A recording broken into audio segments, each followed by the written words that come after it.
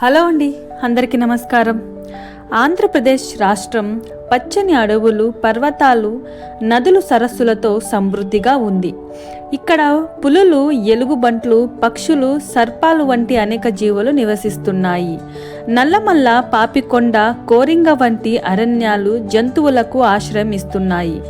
ఈ వన్య ప్రాణులు ప్రకృతి సమతుల్యతకు ప్రాణాధారం. మరి ఆంధ్రప్రదేశ్ వన్యప్రాణుల గురించి మనం చూసుకున్నట్లయితే భారతదేశంలోని అతిపెద్ద టైగర్ రిజర్వ్ ఆంధ్రప్రదేశంలో ఉంది. అది ఎక్కడంటే నాగార్జున సాగర్ శ్రీశైలం టైగర్ రిజర్వ్ భారతదేశంలో అతిపెద్ద టైగర్ రిజర్వ్. ఇది 3728 కిలోమీటర్ల విస్తీర్ణంలో ఉంది. ఇక్కడ పులులు మాత్రమే కాకుండా ఎలుగుబంట్లు, చిరుత పులులు, సాంబార్ జింకలు కూడా పెద్ద సంఖ్యలో కనిపిస్తాయి. మరి అంతేకాకుండా గోదావరి నదిలో అరుదైన తాజా నీటి డాల్ఫిన్లు. తూర్పు గోదావరి జిల్లాలో గోదావరి నదిలో కొన్ని ప్రాంతాలలో తాజా నీటి డాల్ఫిన్లు కనిపిస్తాయి. ఇవి భారతదేశంలోని అత్యల్పంగా మిగిలిన డాల్ఫిన్ల జాతులలో ఒకటి. పులికాట్ సరస్సులో ఫ్లెమింగులకు 2వ స్వర్గధామం. నెల్లూరు జిల్లాలోని పులికాట్ సరస్సు ప్రపంచంలోని 2వ అతిపెద్ద ఉప్పునీటి సరస్సు.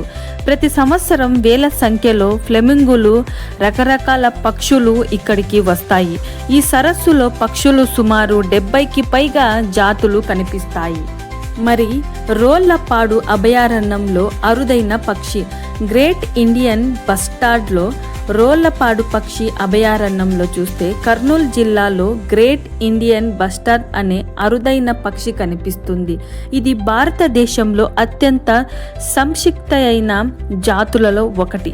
ప్రపంచవ్యాప్తంగా ఈ పక్షి కేవలం 100కి తగ్గ సంఖ్యలో మాత్రమే మిగిలింది. మరి అంతేకాకుండా విశాఖపట్నం సమీపంలోని కాంబాలకొండ అడవులలో వైవిధ్యమైన సరీసృపాలు, కాంబాలకొండ వన్యప్రాణ అభయారణ్యంలో సుమారు 35 రకాల పాములు, 10 రకాల బల్లులు మరియు అరుదైన మానిటర్ లిజర్ట్ ఉన్నాయి. ఈ ప్రాంతం హరిత పర్వతాలలో మరియు సముద్ర తీరానికి సమీపంగా ఉండటం వలన ప్రత్యేక జీవ వైవిధ్యాన్ని కలిగి ఉంది. మరి శ్రీశైలం అడవులలో చూస్తే ఎలుగుబంటి సంఖ్య ఎక్కువ. నల్లమల్ల అరణ్యంలో పులుల కంటే కూడా ఎక్కువగా ఎలుగుబంట్లు కనిపిస్తాయి. వీటిలో ఎక్కువగా సౌత్ బేర్ జాతికి చెందినవి. ఇవి రాత్రి వేళల్లో చురుకుగా ఉంటాయి. కొరింగ మ్యాంగ్రోవ్ అడవులు చూస్తే సముద్ర జీవుల పుట్టుక స్థలం. కొరింగ అభయారణ్యం భారతదేశంలోని 2వ అతిపెద్ద మ్యాంగ్రోవ్ అడవులు కలిగిన ప్రాంతం. ఇక్కడ ముంగిలి తాబేలు, కందిరీగలు, సొరచేపలు వంటి జీవులు సముద్ర జీవ వ్యవస్థను రక్షిస్తాయి.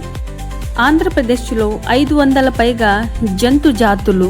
రాష్ట్రంలో ఇప్పటి వరకు నమోదైన వన్యజీవులు, సస్తన జీవులు 70 జాతులు పైగా ఉన్నాయి. పక్షులు 400 జాతులు పైగా ఉన్నాయి. అలాగే పాములు చూస్తే 80 జాతుల పైగా మనకి కనిపిస్తాయి.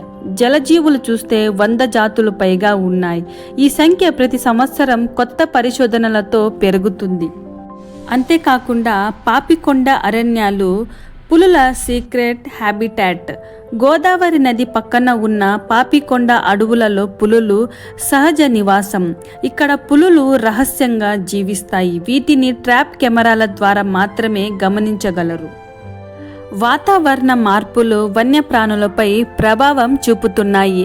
ఇటీవల సంవత్సరాలలో వర్షపాతం తగ్గడం, ఉష్ణోగ్రత పెరగడం వలన అడవి జంతువులు తమ నివాసాలను మారుస్తున్నాయి. పక్షులు వలస వెళ్లే సమయాలు కూడా మారుతున్నాయి. చివరిగా మనం చూస్తే ఆంధ్రప్రదేశ్ వన్యప్రాణ సంపద భారతదేశంలో అత్యంత విలువైన సహజ సంపదలలో ఒకటి. ఈ జంతువులు మరియు పక్షులు కేవలం ప్రకృతిని అందంగా మార్చడం మాత్రమే కాదు, పర్యావరణ సమతుల్యతకు ఆధారం కూడా. ఇవన్నీ మనం రక్షించాలి, ఎందుకంటే వన్యప్రాణులే ప్రకృతికి ఆత్మ. ఈ వీడియో కనుక మీకు నచ్చినట్లయితే ఒక లైక్ చేసి, షేర్ చేసి, సబ్స్క్రైబ్ చేయండి. అంతేకాకుండా ఆంధ్రప్రదేశ్ వన్యప్రాణులలో మీరు చూసినట్లయితే ఖచ్చితంగా ఒక కమెంట్ చేయండి. Thank you for watching.